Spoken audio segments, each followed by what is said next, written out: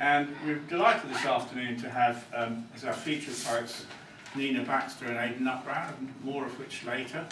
As of course there aren't quite so many of us today, what I thought we'd do is I'd ask the open mic poets to limit their contribution to 2 poems, but if in the second half we haven't had a huge surge, we can add to the tally, so see how the time goes. So I don't think there's anything else I need to tell you, except thank you very much for coming out today and putting off the Christmas shopping until next month.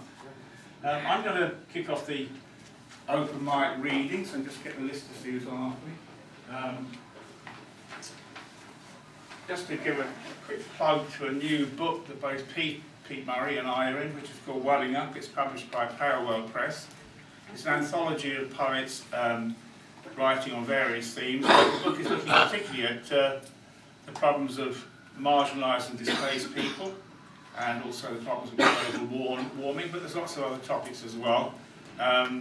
Several poets in here, although it's not published by Dodo, I've read here, including Max Fischel, Sue Johns, Jane Sherwin, and Tim Waller. So I'm going to read one of my poems to begin with. I'm Patric, Cunnane, by the way, which is about the first theme, really, displaced people, because my family comes from Ireland, and many of my relatives from Ireland immigrated to America, and on my dad's side, on my mother's side, many of them immigrated to Australia, and some of them, of course, dropped off in Britain, which is where my parents met, who were from different parts of Ireland. So obviously you've now got this huge Irish diaspora across the world. So this is called Diaspora. If they spoke Irish, they kept it quiet. Apart from Omadorn, Egypt or Codding, they left their language behind, along with family and farms, bred sons and daughters to continue the chain. New lands offered a cool welcome. They left their language, transported music and lyrics, nurtured history and myths, mastered unfamiliar idioms, prone to the shock of the strange, sailing onwards until morning came, the past becalmed, new earth claimed.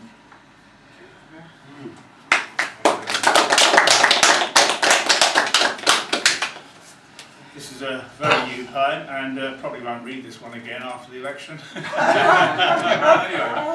Anyway, it's kind of instant stuff, but Boris Johnson, when he later published its quite good manifesto, I thought, said it was a document full of crazed communist schemes. And I thought, well, I want a t-shirt with that on it. I love crazed communist schemes. So this is it. The country's awash with crazed communist schemes, say the rabid Tory scum. What's wrong with that, I ask? Crazed communists must do something when we're not teaching your children, treating your wounds, cleaning your streets, serving your cafe au laits.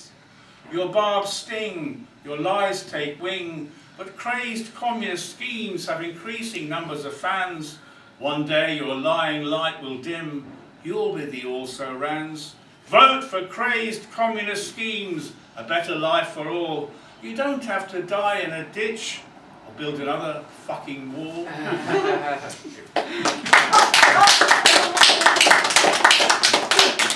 That's my one item in my manifesto, so there you go. Okay, we're going to move on now to first of our open mic poets. Delighted to welcome back to this lovely room, John Sefton. John.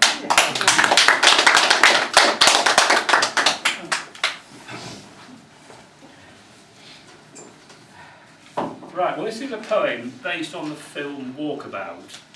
Now, has anybody seen that film? Okay, most of you haven't seen it. It's about 2 English children. Their brother and sister. The sister's about 16 years old, the brother's about 8. And they're abandoned in the Australian outback by their father, who commits suicide. And they're basically stuck. They have no food, nothing to drink, miles from anywhere. There's no escape for them. And the film is about how they deal with that situation. In practice, they're rescued by a native who's on walkabout, which is a rite of passage that young male natives have to go through, I think when they're about 14 or 15. So the poem is based on the film.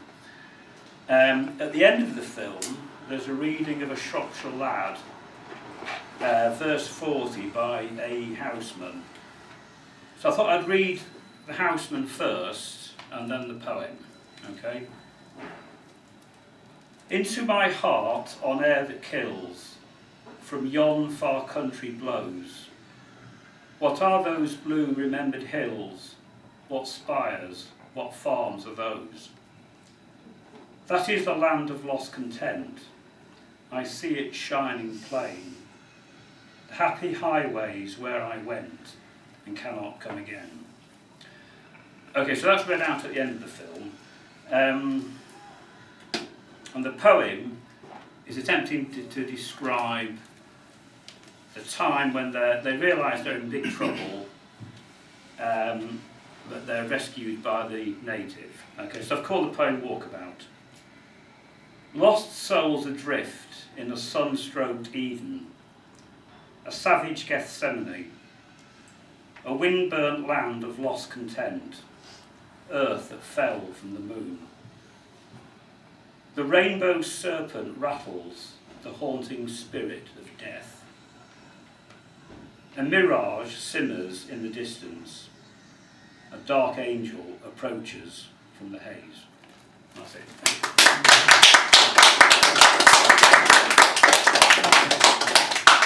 Thank you very much, Charlie.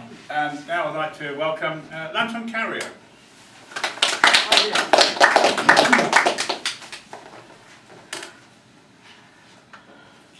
The hush of silence whispers. Morning glories, white snow, yon butterfly emerging from its cocoon, smiles from the embryo, my heart-stopping moon. Who paints the colors of thy breath? The hush of silence whispers. I am the inner music within these songs. Come, sweet melody, I who call for you is none other than the bride you seek. I am the flower opening to this rhapsody. You are the fragrance of my dance. I am a silent thief who longs only to explore the velvet garments in the inner sanctum of the heart. Love is the intricate web binding us together, and like the nightingale and its eloquence, we are one. Come, let us watch the floating clouds as the wind drifts, with your lips pressed against mine, stealing storms with a luster. Let manuscripts, scholars, and intimate words all dissolve in this river of wine, this fearless realm from which I come. My Shaima, my only longing is for that sweet gaze from the glint in your eyes, as even while steeped in the dye of discernment, I lose control whenever I see your face. Let thy breath carry me to the bewildering zone, only to stand naked in love's echoing resonance of golden silence. Thank you.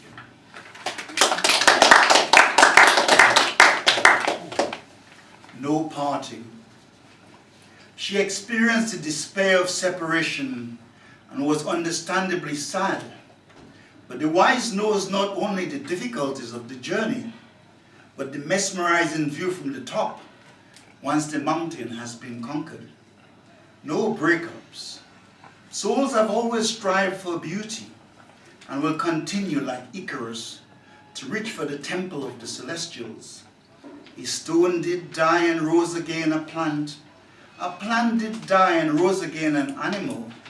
Why then should we doubt the rise of a spark named human? Listen to the singing of sparrows, canaries, and nightingales, of how their lyrics seem to fade with the sunset, yet they dance on the lap of each new dawn, kissing our hearts with their enchanting symphonies. You are this music, you are these songs. Look at the petunias, camellias, and hyacinths, at how they make merry and glow. They seem to wither and die, yet rise again in the breath of another glorious spring. Why then all the sunset despair, when life will definitely give us another luminous sunrise? We feel that the ghost of winter will never end, but suddenly summer arrives and the mood radiates anew. You are beautiful, so much more bewildering than the moon and stars. You're a child of the infinite, a unique dream and living miracle of light. So what if you are stripped and left naked by negative emotions? You are so much more than the golden beings sitting in the citadel of the sun. Joseph was thrown into a well of suffering, yet rose again to glory in his father's kingdom. Daniel was cast into a den of lions, but love encircled the lair with its magical breath of peace. Breakups, my empress, is like thunder, a troublesome noise, only to herald the advent of the supernal light to come. Whether its fears are human or ethereal, it is only a temporary shadow, a necessary pearl preparing the jeweler for the peerless diamonds of tomorrow.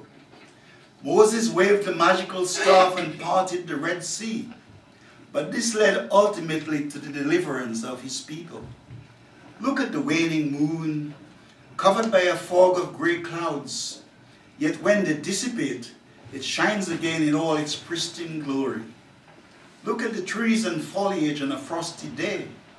They seem so grey, yet the joys of Christmas, the falling snow, kisses them ever so gently. So rise, my queen, let go of your sorrows and dream big, as the beloved awaits in the shrine of the soul to welcome you home. Thanks.